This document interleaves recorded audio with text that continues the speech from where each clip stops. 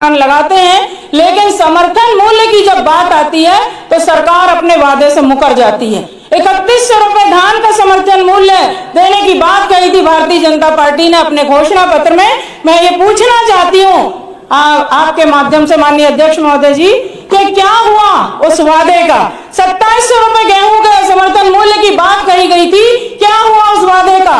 लाडली बहनाओं के लिए बड़ी बड़ी बातें यहाँ पर हो रही हैं। हम महिला जनप्रतिनिधि हैं, हम महिलाओं से सीधे जुड़े हैं, ग्रामीण क्षेत्रों में हम जाते हैं आते हैं महिला बहनों के बीच में।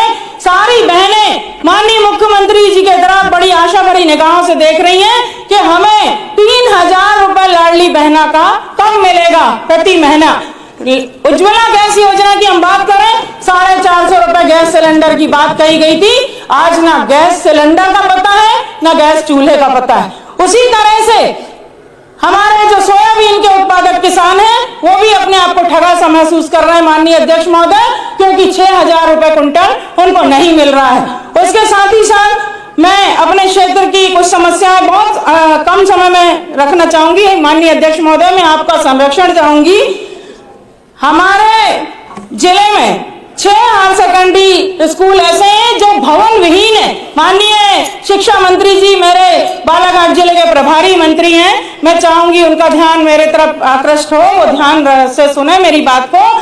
6 हायर सेकेंडरी स्कूल बिल्डिंग के अभाव में चल रहे हैं। ये कैसी शिक्षा नीति और कैसी शिक्षा की व्यवस्था है, ये सोचने वाली बात है।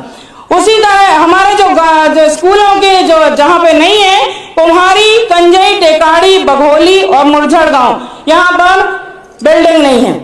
उसी तरह स्वास्थ्य के मामले में हम बात करें तो सामुदायिक स्वास्थ्य केंद्र लालबर्रा, मैंने पिछले समय भी सदन में मामला उठाया था। मेरे विधानसभा क्षेत्र में 87 ग्राम पंचायतें आती हैं और बालाघाट शहर के 33 वार्ड आते हैं, नगर पालिका क्षेत्र है। माननीय अध्यक्ष महोदय, बड़े दुख की बात है कि सामुदायिक स्वास्थ्य केंद्र में 8 डॉक्टरों के पद रिक्त हैं, लेकिन मात्र 4 डॉक्टर ही अपनी सेवाएं दे रहे हैं। और सबसे ज्यादा दुखद बात यह है, हम महिलाओं के लिए खासकर दलगत राजनीति से ऊपर उठकर हम महिलाओं को ये सोचना पड़ेगा, हम जनप्रतिनिधियों को सोचना पड़ेगा कि आज तक वहां पर स्त्री रोग विशेषज्ञ नहीं है। अगर किसी महिला को प्रसव का कोई जटिलता आ जाती है तो जिला मुख्यालय बालाघाट लालबर्रा से 25 किलोमीटर दूर है माननीय अध्यक्ष महोदय। उस प्रसव पीड़िता को लाने के लिए जननी वाहन भी नहीं है। अब उस स्थिति में उस प्रसव पीड़िता को 25 किलोमीटर जिला मुख्यालय बालाघाट से लाया जाता होगा। माननीय अध्यक्ष महोदय, बस तो एक आधा मिनट का समय और लूंगी माननीय अध्यक्ष महोदय। पुल पुलिया की यहाँ बात हो रही कि चमचमाती सड़कें और ये और वो। मेरे क्षेत्र में 2 पुल टूटे हुए हैं बहुत बुरी तरीके से, रामपुरी और बोरी बल्लारपुर बड़घाट। वहां पे बच्चे 4 किलोमीटर दूर से स्कूल के छात्र छात्रा और ग्रामीण जन घूम के जा रहे हैं।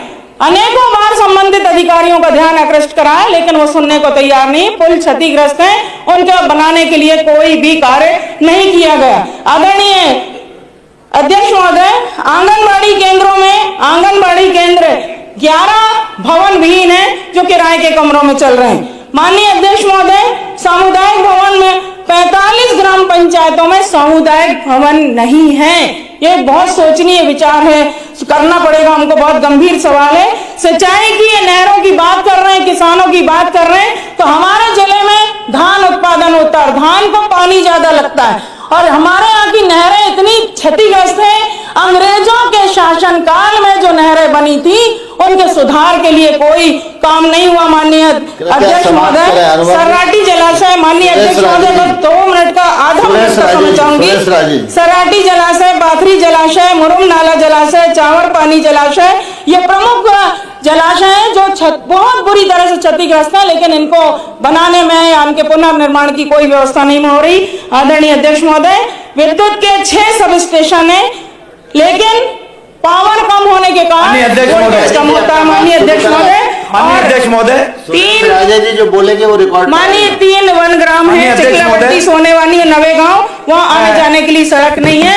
माननीय अध्यक्ष महोदय, आपने मुझे बोलने का समय दिया, इसके लिए मैं बहुत बहुत धन्यवाद देती हूँ। सदन को भी आभार।